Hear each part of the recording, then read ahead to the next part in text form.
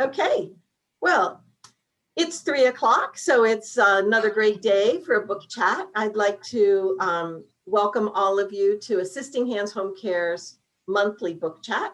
And I'm your host, Patricia Dubroff. I'm glad you all can join us for this informal half hour of learning. And I think in this case, it's going to be entertainment as well as enjoyment. As you probably know, Assisting Hands provides meaningful caregiving support to our families in Montgomery County and Fairfax County. And as Director of Community Relations, I get to do fun things like this, and I have the honor of working closely with all of these families in our senior community.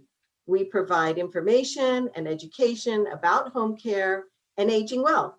And to that end, I am delighted to introduce Irene Shere, who created a new must-read called The Care and Feeding of the Aging Human Male Species, a Sassy primer. Whew. So let me just show you. Oh, this is a throwback picture of my mom and dad at their wedding. And the reason I show that is because it's all about the elders. So my mom is aging well at 93, and I'm here helping her do that. And it comes from a very impassioned place to help folks in this time, especially with the COVID weirdness. So I'm going to let you read through this, and I'm just going to tell you that Irene has had, oops, where'd it go? Come back. No, come back. There. Irene has had many careers over the years, and she's been a computer systems analyst, a high school math teacher, a preschool teacher. She was an early childhood consultant for over 25 years in the DC area. And she worked with especially challenging 3 to 6 year old boys, which may have prepared her for living with and loving the aging human male species. We are thrilled that she was able to join us today because Irene and I have known each other for a long time and share the love of her daughter, who's a good friend of mine as well. And when she moved to Florida in 2017, she kind of became immersed in this other scene of aging couples and connecting in a different way, because her other connections in Maryland were no longer her connections, or they were over the telephone. But she kind of was drawn to this subject matter, and this primer, which I have read cover to cover and felt delicious during the reading of it, like eating ice cream, includes not only great stories, but worksheets and guides and glossaries and teaching moments. And, it's a real primer. It's such a great word for it. So I thought it would be nice for Irene to talk to us a little bit about how this book got started. And we're going to take it in small chunks over the next half hour and just let her kind of give us the guideline of why bother making this book and how it started. So she has written other books and had other books published, so she wasn't new to the book world necessarily. Okay. So thank you, Patricia. Thank you so much for welcoming me, and thank you all for joining today. And at any point in time, feel free to just chime in with your own experiences or questions or sage advice that you want to share. And it's always, as I said to Don, it's always nice to have a man and kind of have someone coming from the other side. I started writing this book actually I didn't start writing this book. This book started writing itself. Okay. And I think a lot of books come out of people's passion and out of their interests and out of their studies. And this book actually came out of Caesar salads. Okay. When I moved to Florida 4 years ago, along with Helen Wheels, if you notice from the cover, they're co-authors, Helen Wheels and Regine Beach. We've been joined at the hips for a long time, and they came down in spirit. Helen couldn't be here today, but her spirit will be here in conversations. Her introduction in the book is basically humor eases the heart and lets love flow in. So there's kind of a very humorous vibe throughout the book. And then Regine Beach, the other listed co-author, her kind of motto is be a badass with a good ass. So she's the sassy part of the primer. Okay. And I can read to you parts of the book to let you know how the book got started. Okay. And I'll read from just Helen, the beginning part, where she says, to be honest, this book was plagiarized. It was copied directly from the lives of aging human females. And I should note that every single anecdote in the book, there's an anecdote in almost every chapter, is a real life anecdote from my friends and my family. I've just changed the names to protect the innocent and to protect the guilty. Okay. This Sassy Primer is a collection of literary selfies of real aging women as they talk, eat, sleep, with and without sex, and share their bathroom sink with their real aging men, all while doing their best to cope with the accompanying awe, frustration, disbelief, confusion, and love. When we moved to Florida years ago, we all of us descended together, and to our delight, we're ready to form friendships, and we found a very eager population in Sarasota ready to make friends. During every conversation with our girlfriends, common themes of living with an aging man caught us by surprise. It was almost as if we were all married to or partners with the same man and struggling with the same challenges. There seemed to be a universal aging human male species. Our men, were they new aging men or newly aging men, were acting out their anxieties and fears about aging in similar ways, ways that had us shaking our well-coiffed heads, and as we women often do, sharing our concerns helped us cope, bond, laugh, cry, and sigh. And we learned a little bit too. And so this book was started over 3 years ago. Every time I'd have lunch with a friend, usually a new friend, I'd come home and I'd start writing a chapter.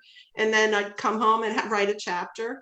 And then maybe my partner Bill and I would get in a fight and I'd write a chapter.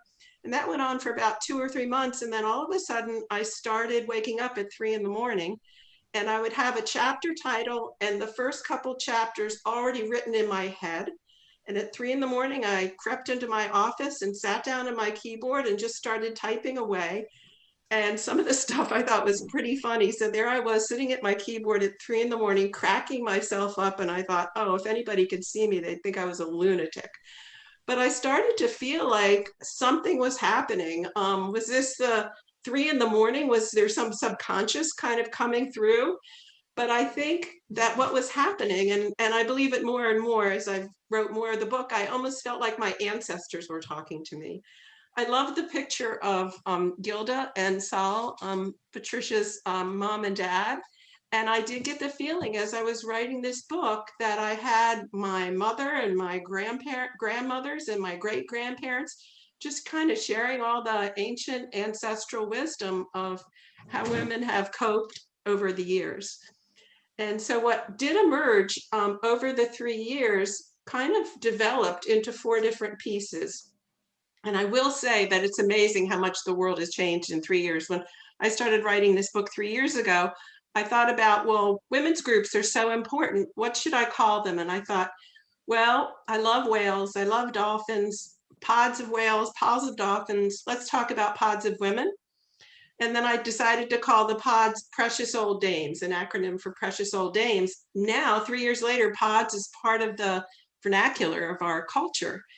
And 3 years ago, I just thought, I need a strong cover. I need Rosie the Riveter. And Rosie 3 years ago wasn't so popular, and now she's popular. And I'm even wearing my Rosie earrings, the kind of red and white polka dot earrings. So a lot's changed in the last years, but what really hasn't changed in some ways is basically what women need as we age and what men need as we age and what's needed in our relationships. So I can take a pause or a breath here right now. I don't know if anyone wants to comment or ask a question, and then I can describe the different pieces of the book and read some from the book or go into other things. So I thought what we do is have the Q&A for sort of the last bit, just because there's so much to get through. This is a 320, 30 page book, and there's lots of different sections. So I thought it would be fun to alert you to a few things. How many of you have, just by show of hand, have actually gotten the book and read it or have it on your bedside table already? Yay, Leora, thank you. And I have to say, Leora was a former book chat friend of ours. and we interviewed her about her book, which is still sitting next to my desk, Catch Me If You Can. Catch Me a Catch. Sorry. And I read that and I loved it. And that's wonderful. It's a wonderful, Great very story fascinating love. story about Leora's work and her life. And it's a good segue to this because Leora's whole concept is about finding true love and partnerships for older aging folks. And so it was really fun to have Irene on her book chat and Irene and Leora on your book chat. But I loved it. that I liked. I loved this book, and what really jumped out at me was just the warmth and the love and the humor that infuses the whole experience of reading it. It's just, it sort of wraps itself around you, and I just felt so great reading it. Oh, thank you, Leora. Thank you. Unsolicited opinions. I love it. I know. So do I. So I wanted to tell you that what I love also about this book, and maybe it's part of the computer analyst side of you, but it's laid out very simply for people to figure out. There's a chapter, there's a great quote. I think the titles of the chapter and the quotes could be a book all on their own. And then she's hooked up with this great illustrator who really, it's kind of a retro look, but it's also very modern and telling. Our yogini woman here, for example. And there's sex in the book, which, this is something that feels still so taboo. Anne loves that. But I think, that's a piece of this that makes so much sense to talk about. So tell me about the concept of the guide. Okay, so the book is actually the book was written in pieces and emerged over 3 years. Okay, first it was just what Helen called, my co-author Helen called a treatise, but some people call Raging's Party Complainers. It was basically a sweet and sour snark on kind of men and how hard they are to get along and how different they are. The first part in the field guide is about two main things, I think, that I came to conceptualize along with my friends over the 3 years that the book took. And one is about how men's needs are so different from women's needs, and about the issue of competence. And there's a great picture. I don't know if you can hold the book up, but Sure. what I conceptualized as the Geezer triangle, okay, of needs, okay, like, there's Maslow's hierarchy of needs, but this is a Geezer triangle of needs. And it's kind of taken after, is that Da Vinci's Vitruvian Man. It's kind of, the guy who's naked, and you've probably seen it from. So, and the triangle of needs for men is sex, sports, and sustenance. Okay, and there's a whole description, there's a whole chapter in the book well, there's a lot of chapters in the book on sex and sustenance and sports and how men have those basic needs. And then there's a comparison with what I call the Dame Diamond, which is more a more faceted section of needs for women. And basically it's about feelings and revealings, how our inner passions are expressed through art and volunteering and connections, and bods, all our different issues around body issues for women, and also pods, precious old dames. And so the first part, the field guide, kind of does a contrast where men's needs are so different in a lot of ways than women's needs. And I think those become clearer, especially when most people have retired and there's not that 9-to-5 job. You're kind of looking at yourself 24/7. And so that's one important part from the field guide. And the second part is something that my friends and I came to realize as I was writing this book, the importance especially in aging man, in terms of his self-concept of competence. Okay, and there's a really great quote by Helen here that a man's sense of his own competence is as crucial to his well-being as a woman's sense of her lovability. And it's just so interesting when we would get together and talk over lunch and we describe some of the conflicts and fights that we'd be having with our aging man. We talk for 5 minutes or 10 minutes or 20 minutes or 40 minutes. And then someone would say, oh, it's the competence thing. Oh my God, whatever I said or did or didn't say or didn't do called his competence or capability into question. And that kind of was such a difficult thing that it caused a lot of conflict and challenges in the relationship. And before we kind of as friends and formulated some of this, and it was like almost every discussion now where there's been a conflict between an aging man and an aging woman, at the seat of it, of course, we aging women have our own issues, but there's something where a man's felt like his competence or his need to be needed is called into question. There's another great quote in there, I can't remember by who, but women need to be loved and men need to be needed. And there's just some basic feelings that kind of ring true. And that's kind of in the field guide. There's a lot of different questions and anecdotes and examples and quizzes related to these main concepts. And it also they kind of dovetail into the second section. Okay, so let me stop there before we get to the second section. I don't know if you wanted to say something, Patricia. Well, I was going to show you the diamond version. The Dame Diamond. I don't know if you can see Diamond. that. It's the feelings and revealings, and then on the left is BODS, all about body image, body perception, bodies breaking down, memories, all the body issues that women seem to deal with more, and then PODS, precious old dames. And we can talk a little bit about precious old dames, and there's, I amplify, and so the first half of the book is the field guide, and then we get to partnerships, and then the third one is the Dame Digest about women, and the fourth one, instead of a discussion group, I have activities and games that women can play. One thing that really became interesting in the book was what emerged for me was that the importance of women's friendships in their lives. In terms of doing research about men and men's health, it was interesting that I found out that the men who live the longest are the ones who are partnered or married, and the women who live the longest are the ones who have strong women friends outside their marriage or partnership. And there's even been research, medical research, that has shown that women when women connect with each other, their oxytocin levels go up, and women with friends, and when they get together with friends, their blood pressure's better, the immune system, it gets strengthened. It's almost healthy. It's almost like, as we're talking here, I know, Don, okay, your pheromones are a little different and your hormones are different, but as we're talking here, this is actually adding to our health. That female connection is so important. And I thought of the saying, old age is not for sissies, but for old women, old age is for sisters and sisterhood. And so that was one thing that emerged as I was doing the book. Okay. So some other topics that you touch on. Don, did you want to say something? Yeah, your statistics are quite interesting, but it makes me want to ask, what do they say about men with friends? Do they play no impact, no advantage? To go and get men the friends. research that I read, their oxytocin levels go up when they tend to befriend other men, but not nearly at the level of women with women.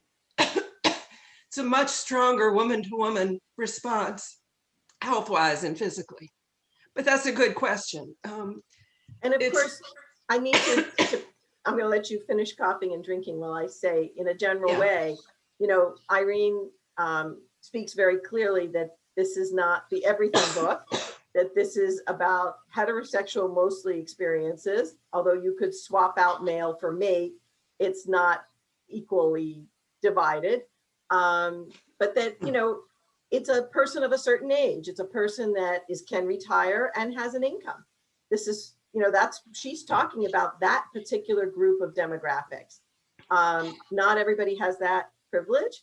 And so for those who have to work until they're 85 years old and then go on disability or on Social Security, it's a different picture.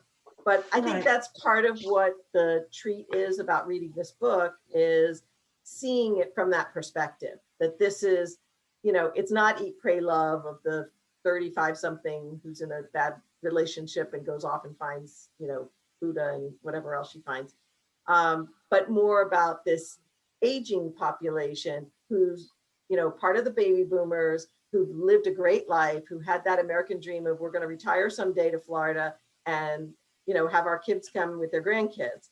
So that's the perspective of this book. And some of the fun pieces of it, even when she talks about, talking about money and talking about sex and talking about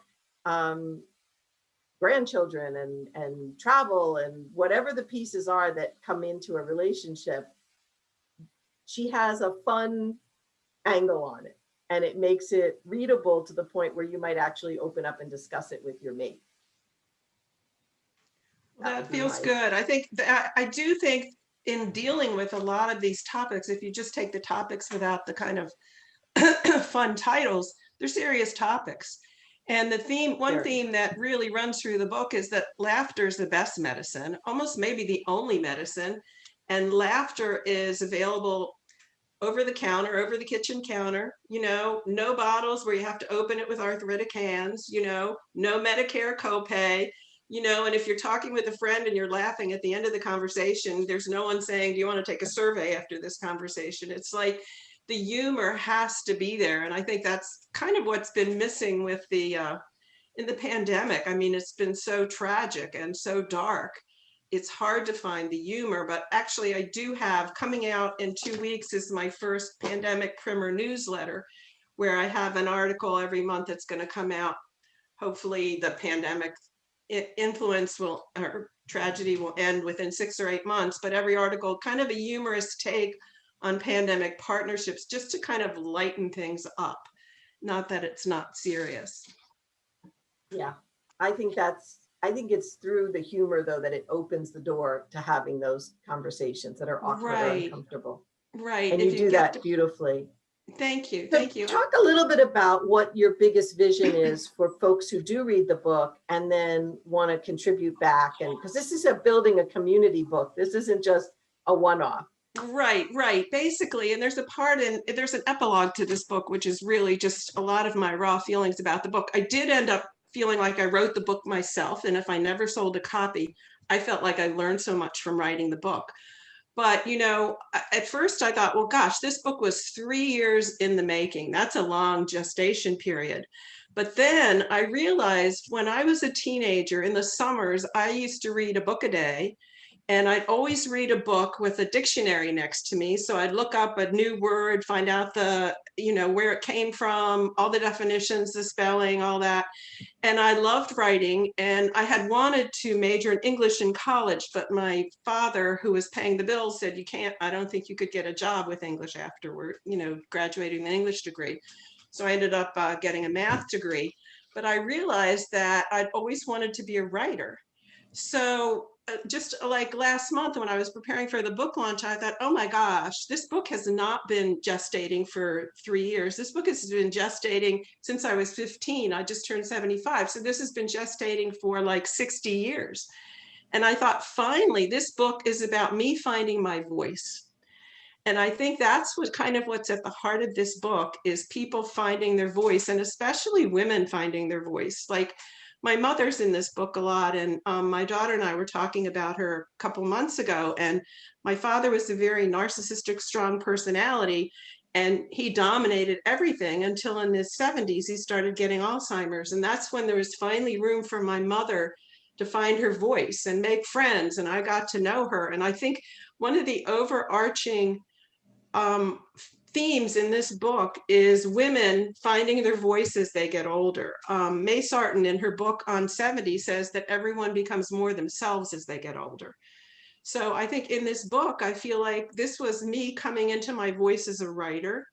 And I think a lot of this book is about coming into ourselves and finding our voice as women, finding our voice within ourselves, finding our voice within our relationship with the man in our life, and finding our voice within our sisterhood and within our pods, our precious old dames. And so a lot of this book is, okay, what are we going to do with our one wild and precious life? We're going to try to find that voice no matter how old we are. That's a great way to segue into Q&A. Okay. So let's open it up. If you have a question, just unmute yourself or wave your hand or do something and I'll help. So good.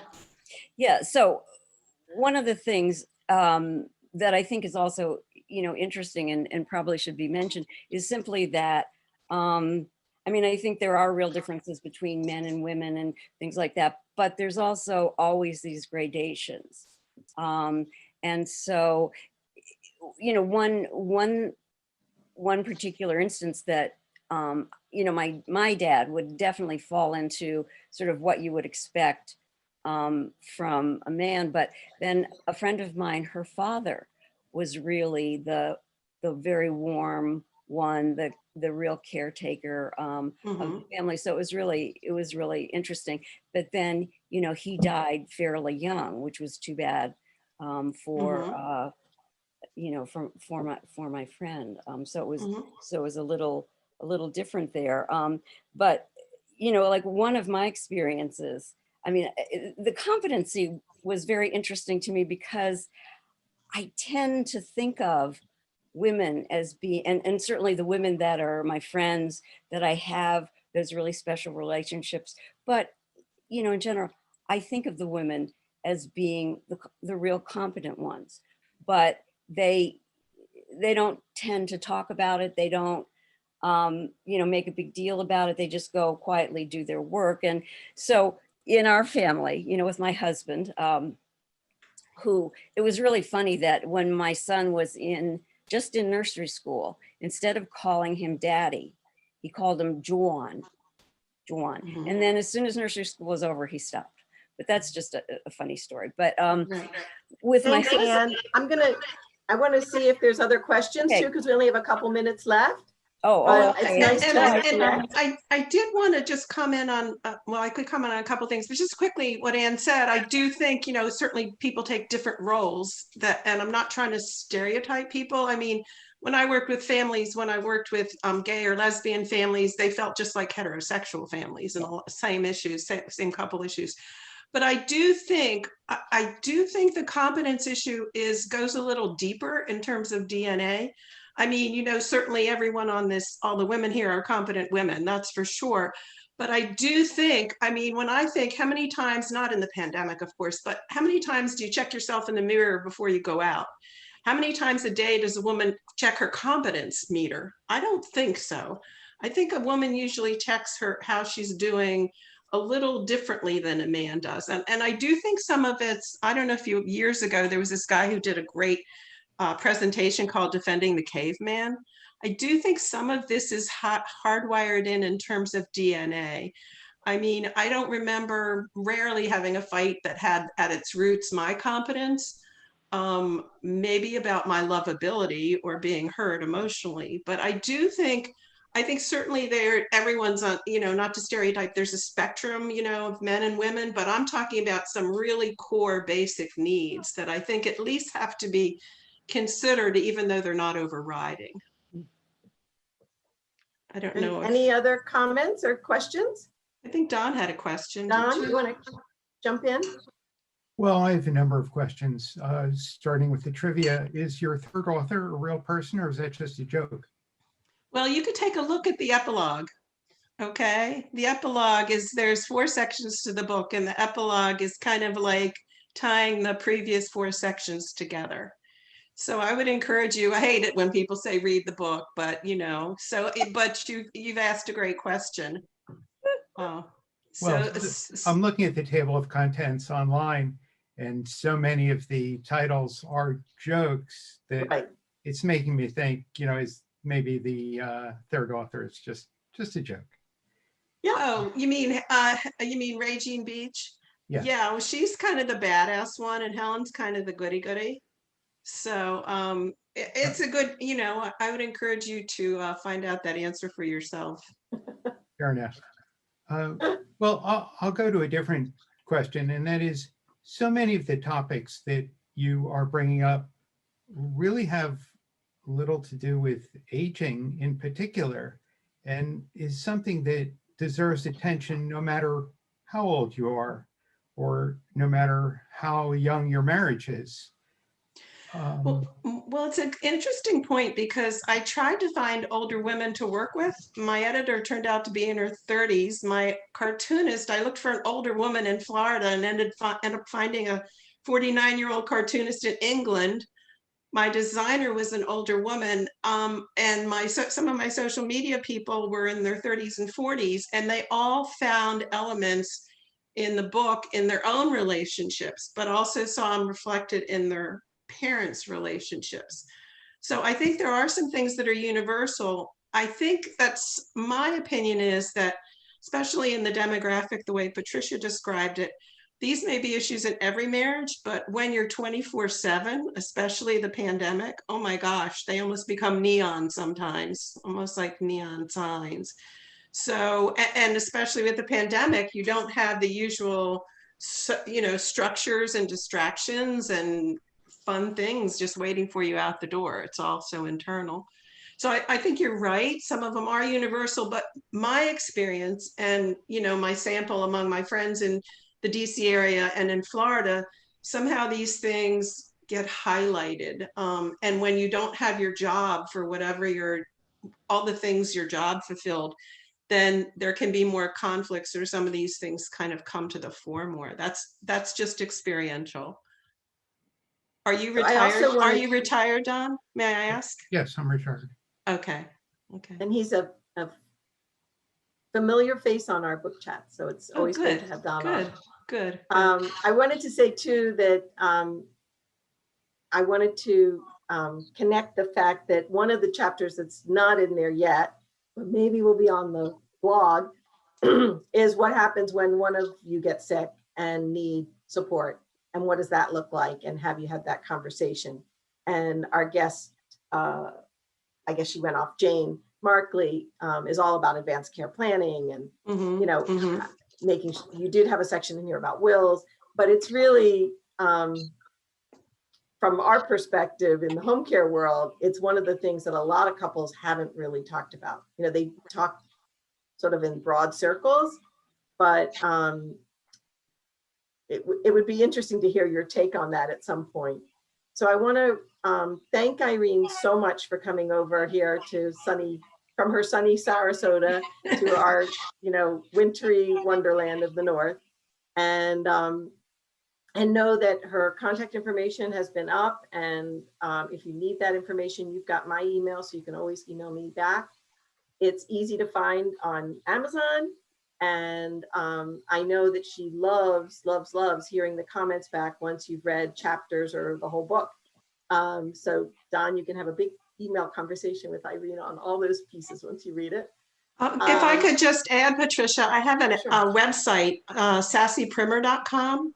And it has a lot of, this book wasn't just about the book, it was also building a community and changing the culture and the language around aging. And the website is where you can sign up to get my monthly newsletter, but it also has an interactive element to it where you can write in questions and suggestions. And so there's kind of a community there. So if you have any questions or thoughts, feel free to go to sassyprimer.com and share whatever your thoughts are, your questions or your solutions. So that would be great. It's a really fun website to play in. Thank you for remembering to say it out loud. Oh, and can I also add one other thing, Patricia? We're starting on March 5th on Friday from 12 to 1 Eastern time, from 12 to 1, that 1 hour. We're going to start Precious Old Dame parties, or Precious Old Dude also parties. And we're going to talk about some things in the book or whatever issues other people want to bring up, very similar to what we've done with Patricia. So we're going to try to get an online community kind of exploring some of the things and maybe offering tips and anecdotes also. So thank you so much for coming today. Great to have you, Irene. Yeah.